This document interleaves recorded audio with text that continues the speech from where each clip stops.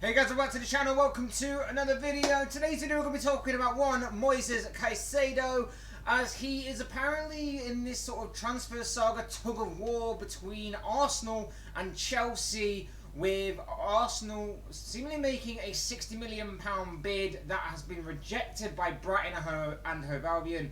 However, it is expected that the Gunners will be returning with yet another bid going forward. We're going to be talking about this transfer saga, about Caicedo, about Arsenal, how he might fit in with the Gunners squad and everything else in between. But before we go any further, I would like to remind you, please like the video and also subscribe if you're new. Both things are always probably greatly appreciated. But for now, let's talk about Moises Caicedo, who, like I say, has had a lot of speculation surrounding him these past few months or so. There's been a lot of clubs linked with signing him from Brighton.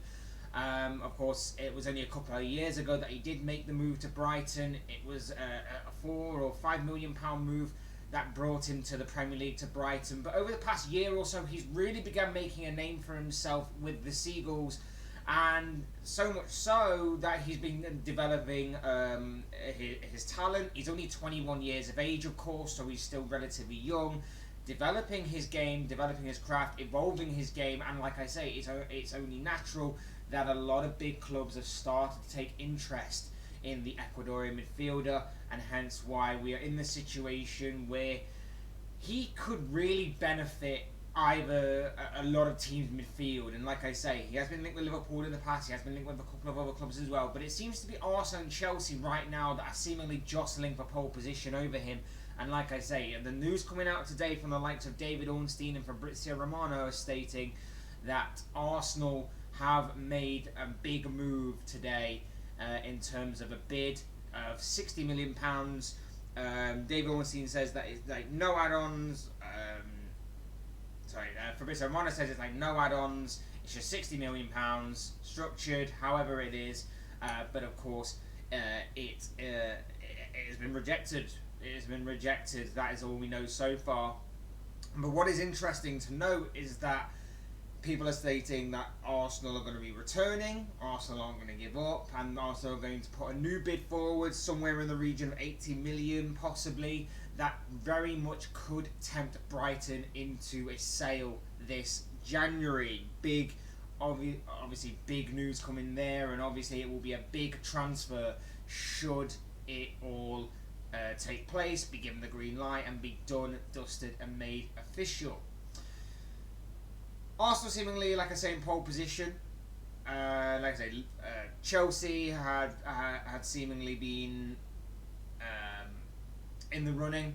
They seemingly were in talks, but they've also got other plates spinning as well in terms of transfers. Like I say, Todd Bowley's been absolutely crazy in the first several months of his reign as Chelsea owner, and he just seems to be throwing money left, right, and centre. So it'd be interesting to see if this news does spur him on to try and match that bid, or try and do something to try and tempt Caicedo into going to the Chelsea side of London rather than the Arsenal side. But yeah, it is interesting, this one, because like I say, Caicedo has been at Brighton for a couple of years. He's only really made a name for himself over the past year because he's been on loan and everything, and he's only 21 years of age, so he's still relatively young. But you can see that there's a talent there. You can see that there is definitely a player in there. And for a Brighton side who are very well run, obviously you're looking at the big money profit. And like I say, he was only bought for about 4 or 5 million. If they get that 80 million, or maybe even a bit more, if they can squeeze a few more million out of Arsenal or Chelsea or whoever comes along to buy him, then obviously it's a massive profit and a massive well done to Brighton on that score from a business side. And from what we have seen of Brighton, from what we know of Brighton, of course, no deal and no transfer is ever a certainty to work out and everything. But they are a very well-run football club, so you would imagine that they probably would have someone lined up in the wings right now to kind of take his space, whether it's someone already at the club or whether it's someone they've got their eye on in a sort of Caicedo mirror deal, shall we say, in which they buy someone very cheap and then they build them up, and then they move them on for a bigger price later on down the line. I don't understand why bigger teams don't do that necessarily, but it could be interesting to see, obviously, if this one does work out. What do we know of Caicedo then? So he's more of a defensive midfielder.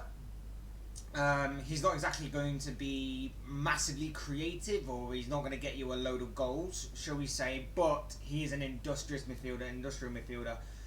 Does all the hard graft, the hard work, bags of energy about him, wins the ball back really well. He's excellent at winning the ball back, shifts the ball on, moving forward, gives it to the more creative players, holds that midfield very well for Brighton, and I think will be a worthy asset to either club, to be honest, in Arsenal and Chelsea.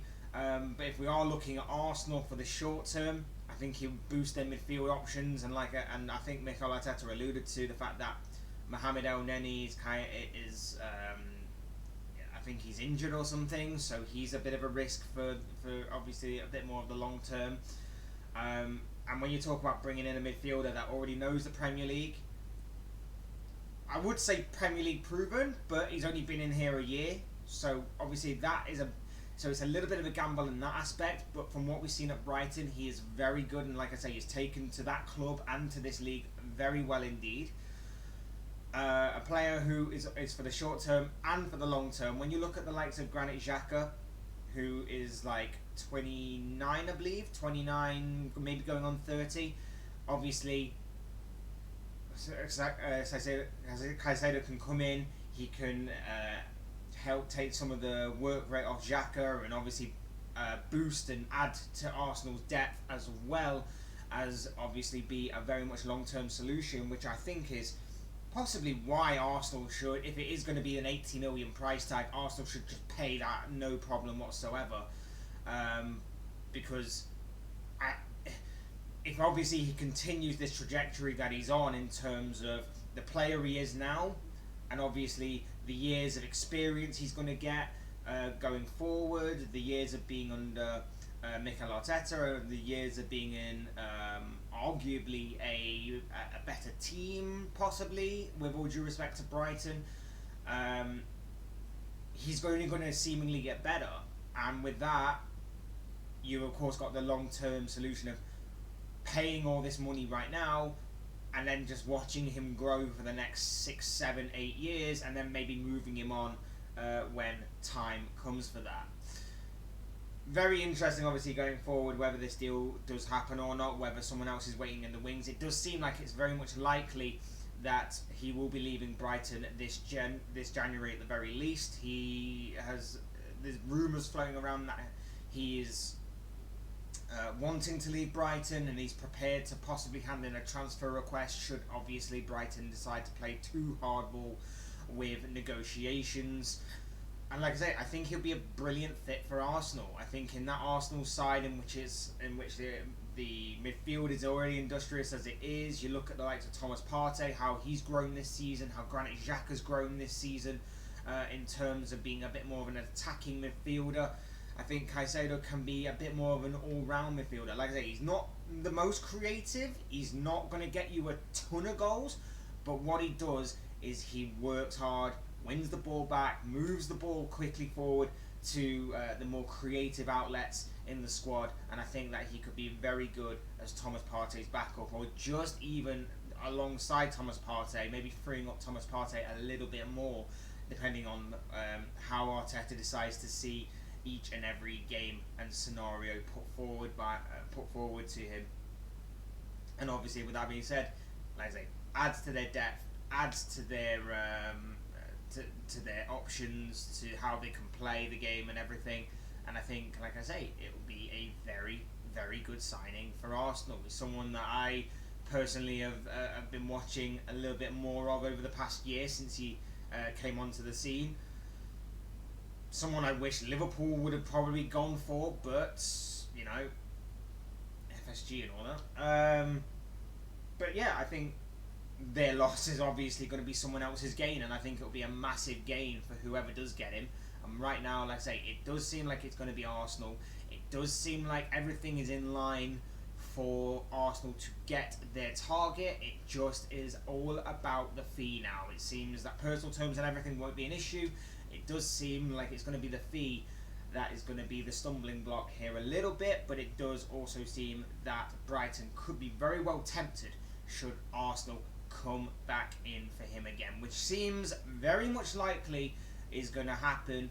The only question there is will someone else be waiting in the wings to also pounce? We've seen Chelsea hijack a few deals already this transfer window. Could another one be possibly being looked at as well by Todd Bowley as he continues his massive spending spree here?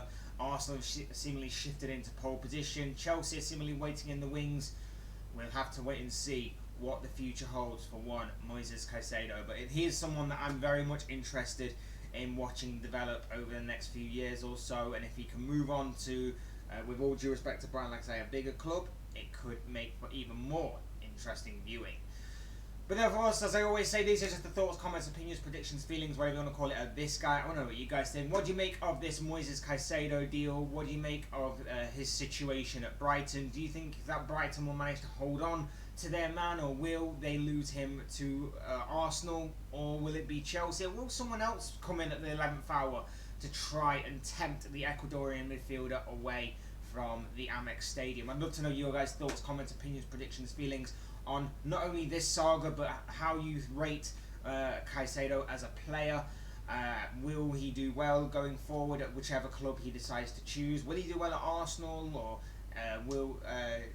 or is this just a little bit of people getting ahead of themselves on this player? I'd love to know your guys' thoughts, comments, opinions, predictions, feelings, whatever you want to call it, down below in the comment section. I'm sure it'll make for interesting reading. Otherwise, hit the like button on the way up, enjoy the video, subscribe if you're new and want to see more content like this. Both things are always unfairly greatly appreciated. And as always, thank you all so much for watching and listening. I've been Fletch, this has been another Fletch Talks video, and I will see you all again soon in another video.